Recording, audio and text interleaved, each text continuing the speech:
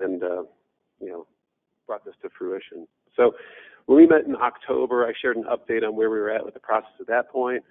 At that point, we were right in the thick of putting all of these ideas and requirements into paper. And so a lot's happened since then. And so I'm going to share a quick update on the CCAA. And then throughout the workshop, we'll have time. There's a couple sessions that talk about different aspects of that. We'll also have a help desk after this session here. There. So if you have questions, feel free to talk about it. I'm not going to get into the details of the mechanics of it because we talked about that a lot. There's also webinars online. And again, I'm around if anyone wants to talk through that.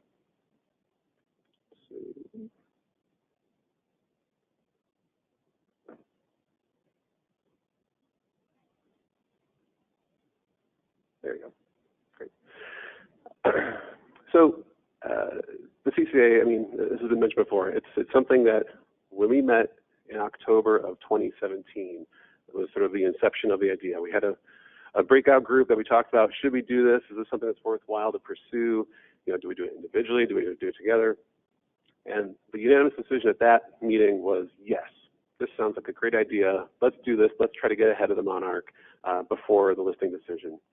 And so over the course of last year, from January to December, we worked together with the advisory team, many of you who are here, to develop this agreement. So there's over 40 partners currently involved in that effort who've committed either financial funding or in-kind resources to help develop this agreement. As Iris mentioned, it sort of embodies a lot of these values of the working group, that we have this cross-sector collaboration, rallying around habitat development and creation and management. And as we said, the scale of this has really, really been exciting. The fact that it is the first nationwide CCAA, it's a massive scale. The first time that's been done, and we've done it on this sort of record time frame, which has been an incredibly wild ride. So to talk about high level the goal and the potential of the agreement, really at the end of the day, we're promoting voluntary conservation as part of management of energy and transportation lands. So taking what you do from a vegetation management perspective or from a seeding perspective for projects and making that workable for monarchs and doing best practices to promote that. So those are things that many people are already doing, and we want to sort of formalize that, incorporate it, and essentially in exchange give regulatory sort of acknowledgement and recognition of that. So you have assurances in the event the monarch will be listed. As far as what we envision, the scale of this, we try to do our best to sort of, look in the crystal ball ahead to how much enrollment do we think we have and what would that yield in terms of habitat value. So we think we can enroll up to 26 million acres of lands into this, which would yield actual habitat of about 2.3 million acres. So going back to what Chip was talking about earlier, that kind of gets to that short-term baseline, at least just from our sector, right? So that only addresses that short-term need. There's, in the bigger picture of needing the all-hands-on-deck approach to really, really help monarchs, energy transportation, you're doing your part, your hands in that. But it's just part of the way to get there. As I mentioned, this would only be possible through the support and through the input of the advisory team. For those of you who are on the advisory team, can you raise your hand if you're in the room here? I guess there's probably some online too. So those of you who are here, those that raise their hand, you can talk to them about this process, about the agreement. They can share their perspective on why they're involved and what they find of value to this. For those who were on the webinar, if they're still raising their hand, their office mates can ask them what they're doing. But it's been a great, great collaboration, great input from everybody. So thank you all.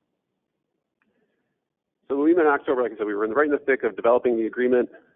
We worked together with the advisory team to go through several iterations of drafts to finalize different aspects of the agreement. And we did that from September to November. The culmination of that is that the first week of December, we were able to formally submit the CCAA to Fish and Wildlife Service for their consideration and review. And so, as you know, though, maybe 15 or 17 days after that, then the federal shutdown occurred. So we got that in, and it kind of just sat there until, they're back. So through the hard work of Lori and others, they've been picking it up, trying to finalize review. It's going through interregional review right now. and that's sort of the last step before it gets sent to the Federal Register. So our hope is that hopefully here in the next several weeks they'll get in the Federal Register for a 60-day public comment period, which if we run that through, if we shoot for mid-March, hopefully that means mid-May. That period will be over, and that could be approved prior to hopefully that listing decision come June. So as I mentioned, that inter-regional review is underway. There's also a few other regulatory needs that are sort of being finalized at the moment within the service. They're doing the conference opinion or the Section 7 consultation on the agreement. So they're evaluating that the net benefit that we say we're going to provide outweighs the impacts of activities that are covered under the agreement from those regulatory assurances. And so that's moving along. There's also the NEPA review. As you know, we together helped draft a categorical exclusion, which will be submitted with that on behalf of the service. And it's, again, going to internal review. So we're getting there. We're really close to the public comment period. And again, trying to generate interest and promote what we're doing. So as we're trying to generate interest and educate people about the agreement, we've been doing a lot of stakeholder outreach. And that runs the gamut of everybody from potential applicants to conservation organizations, other industry groups that help try to promote regulatory improvements for industries, and then other stakeholders, other groups or organizations that might have interest in the agreement but maybe aren't directly affected by it.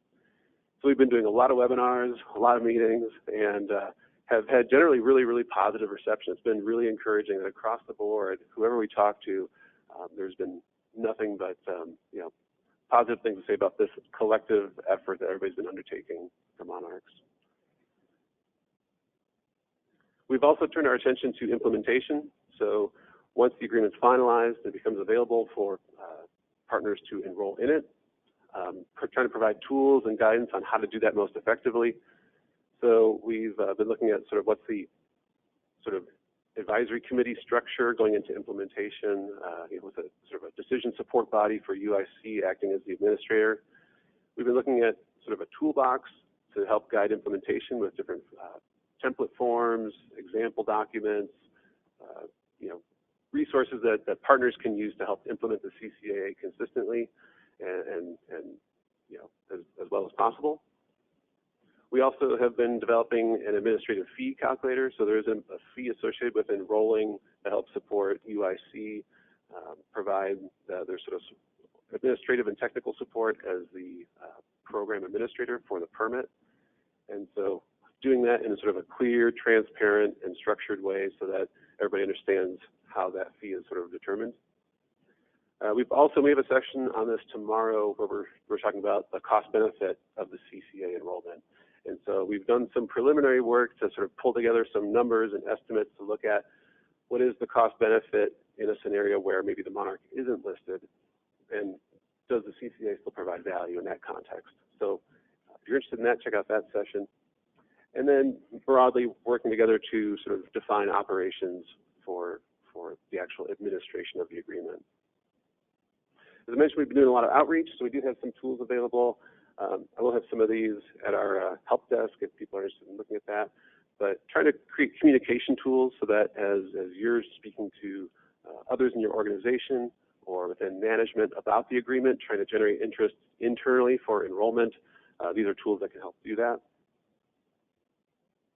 And again, all these sort of implementation measures are sort of working ahead to having this agreement in place and having something workable, usable, and easy to implement on everybody's part. So here we are here. We're right in the middle of the sort of review period. And so very soon those documents will be submitted to the Federal Register. And throughout winter here and into spring, we're conducting our stakeholder outreach. With that public comment period, that'll be open for public comment. So anybody can weigh in on what they like about the agreement, what they might have a concern with. And we'll be working together with service to respond to comments as needed to finalize that. But again, it's all coming down to June, and there's sessions also on what happens after June. So what happens after June, right? I mean, Lori, you did a good job sort of summarizing the decision process, and this is something we've had discussion as an advisory team about. What's the value of the CCAA depending on how the listing decision goes, right? So But in the first scenario, right, if it's listed as threatened or endangered, if the determination is that, yes, it warrants listing and we're going to go that route, that's a pretty clear value proposition for the CCAA, right? There's that regulatory assurance that allows companies, DOTs to operate, with their maintenance and modernization needs kind of as business as usual, while addressing conservation needs for the species. So you have that infill take coverage, right? Everybody likes that.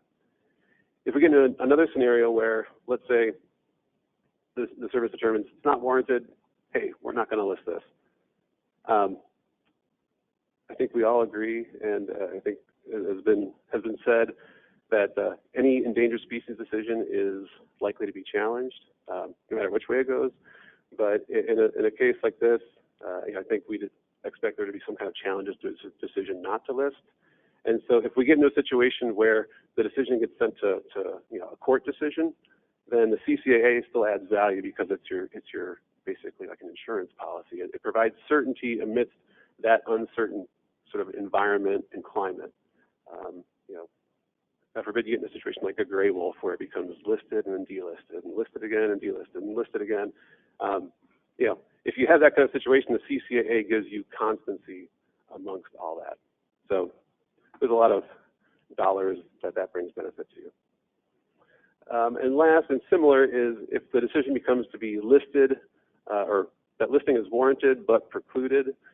Let's say there's, as Lori mentioned, there's maybe other priorities or there's time given to sort of see how conservation commitments play out and if that addresses the needs of the species. There's any number of scenarios how that could go. But again, that sort of poses the same opening for potential challenges. And that basically just sort of kicks the can down the Monarch Highway. Essentially, it's still up for a listing determination at some point down the road. So it is essentially a chance then to commit to that conservation to address needs and potentially preclude future listing decisions. So in the end, as we're looking ahead to this public comment period, we're looking for support from everybody here. It's going to be open, so we encourage you to submit comments, support the agreement, share what value it brings to your organization. There are resources out there on the working group website if you'd like to learn more about it. And again, we'll have the help desk here and sessions that talk about this. So with that, we have a few minutes for questions for me or Lori. So we do have a question from the webinar, Martha Holzhauer, and I apologize if I got your name wrong. If I understand correctly, entities can join the CCAA until June of 2020? Yes.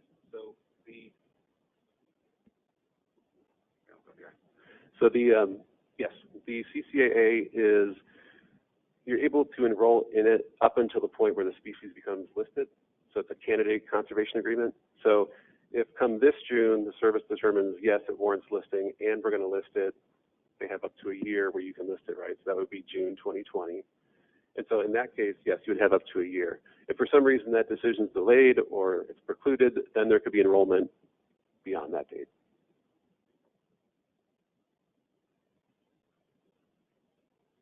Any other questions? You've heard me talk about the CCAA so much. Yeah, Tim.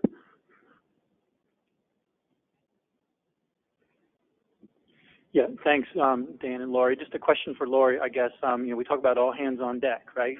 And in spite of all the efforts here and the really great efforts and the interest here, I was wondering if you could speak to what you're hearing from the agricultural sector. Maybe it's not fair to have you speak on their behalf, but we all know if it's not truly all hands on deck, maybe it won't really move the needle as much as you'd like to see it be moved. Right. Comment on that. Right. I only speak for myself and Fish and Wildlife Service. So, but we have been engaging with the agricultural sector. I don't know if anyone, I know Farm Bureau has participated sometimes in some of these meetings. I don't know if anyone from Farm Bureau is here. We have been working with Monsanto, Bayer now. The biggest thing is that with NRCS, we already did what we call a conference report on NRCS pollinator and monarch programs that would also provide assurances to participants in the event the monarch is listed. We have been approaching through the Keystone Group, which is a ag-led group, the Farm Services Agency, about doing the same thing for CRP, especially since the Farm Bill they wanted to wait until the Farm Bill was passed. So I know Keystone has asked FSA if they would engage on that. So and just on different scales, I know in the West, they've been working with ag there. So it's a huge sector. So it's been hard to get a grip around all that, and so we're working on it. Thanks.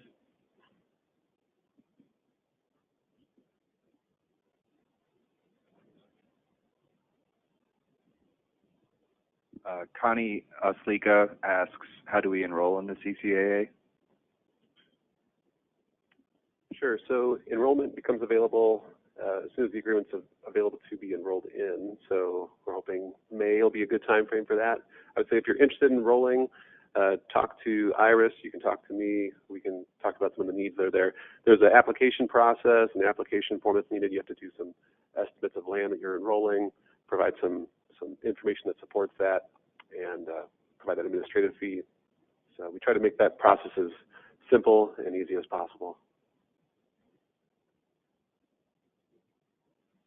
Yeah. What's the administrative fee based on? So it's based on we've been looking at the cost of UIC operating a program to facilitate the enhancement of survival permit. So there's sort of just the baseline sort of operational cost. And then the cost is on a sliding scale based on the amount of land that's enrolled, essentially. And then there are deductions for sort of different other contributions you can do sort of above and beyond the bare minimum.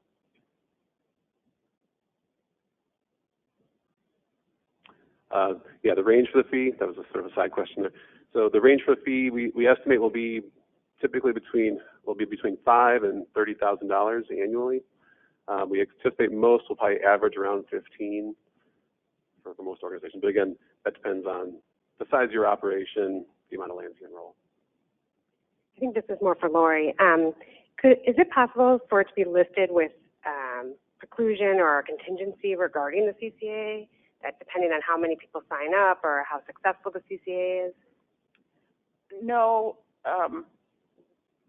If we were to make, say, a not warranted or warranted but precluded, well, actually, whatever finding we make, I know based on whatever the status, if this gets finalized in May, we are involved in the CCAA, so we will certainly consider, it's being considered along with all the other, like the states have got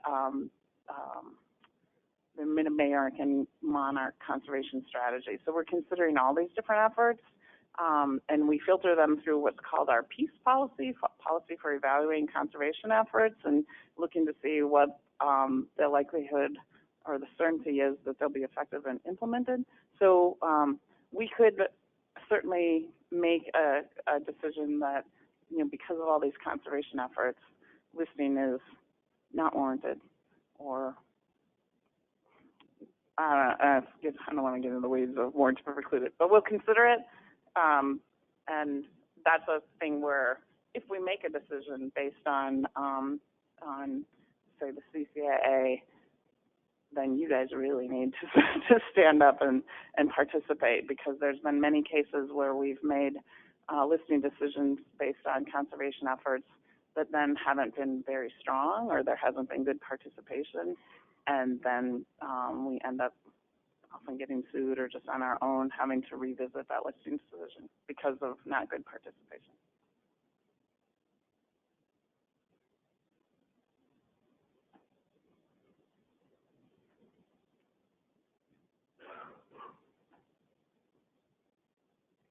A follow-up question on what you just answered, Lori.